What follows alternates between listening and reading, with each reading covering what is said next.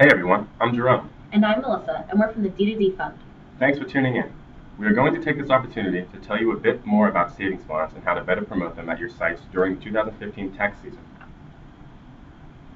So first, let's talk about the kinds of challenges that low and middle income consumers are facing. A minimum wage worker makes $15,000 a year.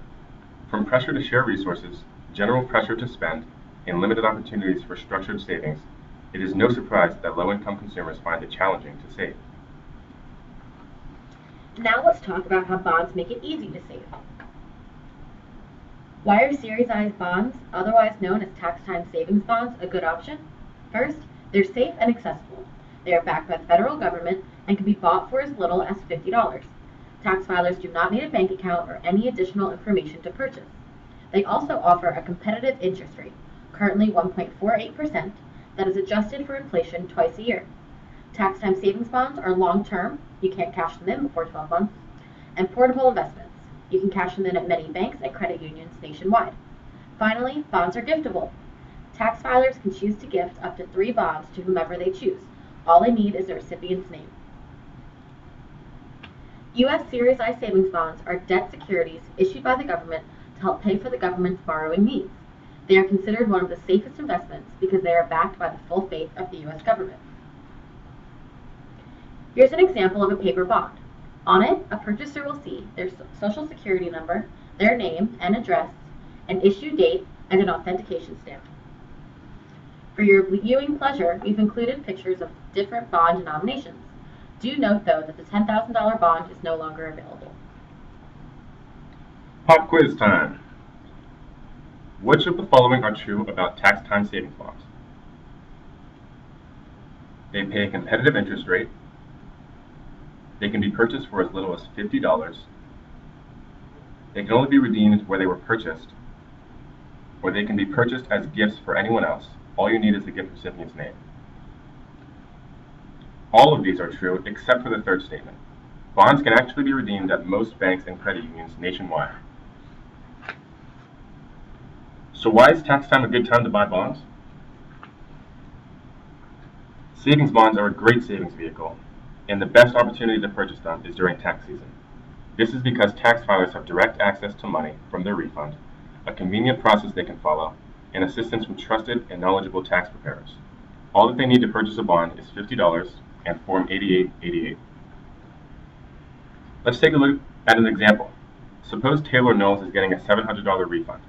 She wants to purchase $400 worth of bonds for her daughter, Tanya, and $100 worth of bonds for herself, with her grandson Sean as a beneficiary. She'd also like to receive the remainder of the refund in the form of a check. How should Form 8888 be completed?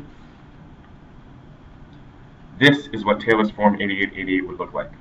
The $400 worth of bonds for her daughter would go under Section 5A. In Section 6A, you would put the $100 worth of bonds that she's purchased for herself with her grandson as a beneficiary. Their names would be entered in subsections B and C. The remaining $200 that she wants to receive as a check would go under Section 7, and the total value of her refund would go under Section 8. So, how should you go about encouraging tax filers to purchase bonds?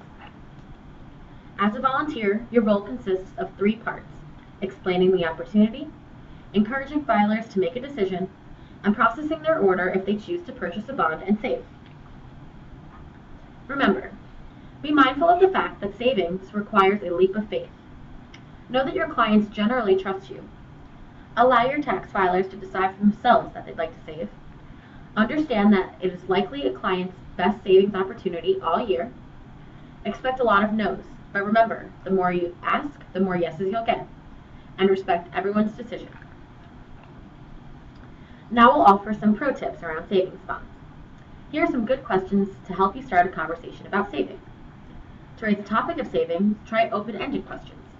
I see you have a savings bonds brochure. Have you got a chance to look at it? What do you think?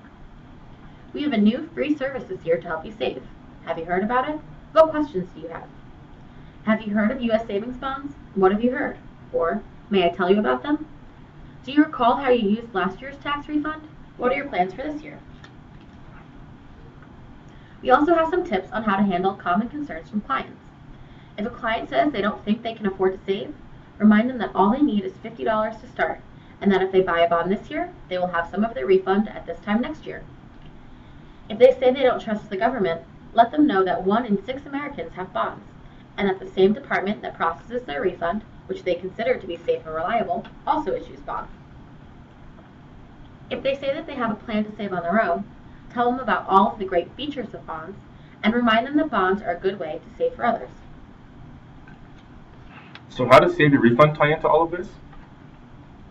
Well, another great reason to encourage your tax filers to purchase savings bonds is that it makes them eligible to enter the Save Your Refund weekly sweepstakes and grand prize photo contest.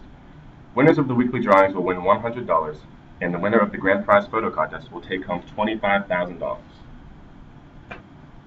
Thanks for watching. We hope you feel confident and excited to encourage your filers to save by purchasing savings bonds.